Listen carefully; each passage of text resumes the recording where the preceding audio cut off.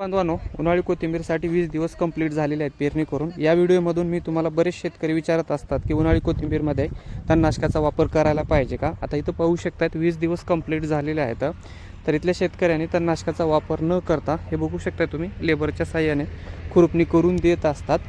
एकरी खर्च जे असतं ते खुरपणीचा शेतकरी मित्रांनो गवतनुसार असतो. जेवढं आपल्या जमिनीवरती गवत कमी वगैरे असणार, काही काही ठिकाणी डायरेक्ट लेबर गुत्ताच घेऊन सोडतात किंवा हजेरीवरती काम करत असतात 250 रुपये 300 रुपये, तरी पण साधारण 3,000-3,500 4,000च्या घरात जातो खर्च एकरी.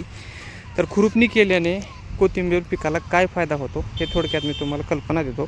शेतकरी मित्रांनो, रेनपाईपच्या साहाय्याने पाणी देत असाल किंवा स्प्रिंकलरच्या साहाय्याने जर पाणी देत असाल तर पाणी देऊन माती जी असते ना, वरली एक 4 इंचाची माती हे घट्ट झालेली असते. आणि नंतर तेच आपण जर खुरपणी जर केले, हे तुम्ही पाहू शकता तिथं खुरपणी केलेलं आहे, तर कोथिंबीर पिकाची एकदम वाढ व्यवस्थित होते.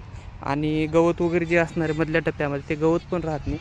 जे काही याला फुटवा असेल, वाढ असेल किंवा ग्रोथ असेल, हे सर्व रीतीनं खुरपणी केल्यामुळे मिळत असतं. बऱ्यापैकी जिथं कुठं मर वगैरे होत असेल त्याचा पण प्रॉब्लेम कमी होत असतो. म्हणून शक्यतो करून बरेच शेतकरी खुरपणी करत असतात. आणि खुरपणी केल्याने प्लॉट लवकरात लवकर उचलला जातो आणि अगदी 38 ते 40 दिवसामध्ये प्लॉट काढायला येत असतो.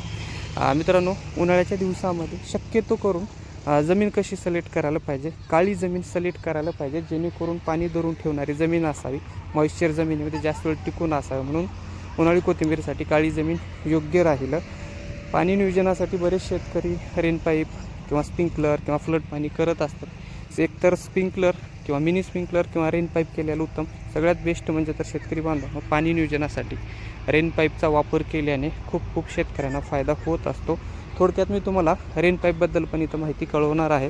बरेच शेतकरी विचारत असतात की रेनपाईपची पद्धत कशी असायला पाहिजे, रेनपाईप किती फुटावरती टाकायला पाहिजे, रेनपाईपमधलं अंतर किती असायला पाहिजे, आणि पाईप असेल किंवा कनेक्टर असेल, या गोष्टी तुम्हाला मी थोडक्यात दाखवतो. हे बघू शकता 40 mm रेनपाईप आहे. पूर्ण जमिनीची लांबी जी आहे जवळजवळ 300 फूट आहे. तर शेतकऱ्यांनी तुम्ही बघू शकतात एकदम प्लॉटच्या आतल्या बाजूने म्हणजे सेंटरला 150 फुटावरती अशी एक सबलाईन टाकलेली आहे. सबलाईन टाकून 150 फुटाचे रेनपाईपचे 2 तुकडे केलेले आहेत. हे बघू शकतात, इकडे एक आणि या बाजूला एक.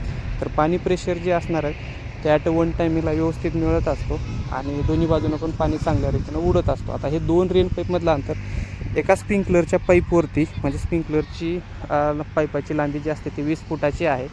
2 रेनपाईपमधलं अंतर 20 फूट ठेवण्यात आलेलं आहे. सध्याला मार्च महिना चालू आहे. इथून पुढे एप्रिल मे महिना जर असेल, शक्यतो करून थोडं वाऱ्याची दिशा वगैरे बदलत असते, पाणी पुढे मागे होत असतो. मधल्या टप्प्यामध्ये हे बघू शकता येतं, मधल्या टप्प्यामध्ये थोडं पाणी वगैरे कमी जर आलं तर वाढ वगैरे होत नाही किंवा बियाणं उगवत नाही, असे बरेच शंका शेतकऱ्यांना होत असतात. तर शक्यतो करून तुम्ही रेनपाईपचा वापर करण्यात यावे. मित्रांनो, आपण सर्व शेतकऱ्यांना उन्हाळी कोथिंबीरसाठी मी तुम्हाला एवढंच कळवेल, रेट किंवा भाव अंदाज या गोष्टी आपल्याला सांगता येत नाही. क्वालिटी टिकवणं गरजेचं आहे. कमीत कमी 2.5 टनापासून ते 3 टन आपल्याला उत्पन्न एकरी पाहायला मिळत असतो. रेट बाकी निसर्गावरती आणि मार्केटवरती अवलंबून आहे. शेतकरी मित्रांनो, एकरी खर्च 20,000 ते 22,000 रुपये करत असतो. या सर्व गोष्टी मेंटेन करून आपल्याला कोथिंबीर शेती यशस्वीरित्या करता येते. यातून पुढे सर्व डिटेल्स माहिती तुम्हाला जर हवी असेल आपल्या व्हिडिओला तुम्ही नक्कीच लाईक, शेअर आणि सबस्क्राईब पण करण्यात यावे. तुम्हाला पण हे कास्ती गावरांची व्हरायटी आहे. बरेच शेतकरी म्हणत असतात की उन्हाळ्याच्या दिवसामध्ये या बियाण्याची उगवण होते. मित्रांनो, या बियाण्याचे 100% उगवण होत असते जर प्युअर ओरिजिनलमध्ये कास्ती बियाणं जर असेल.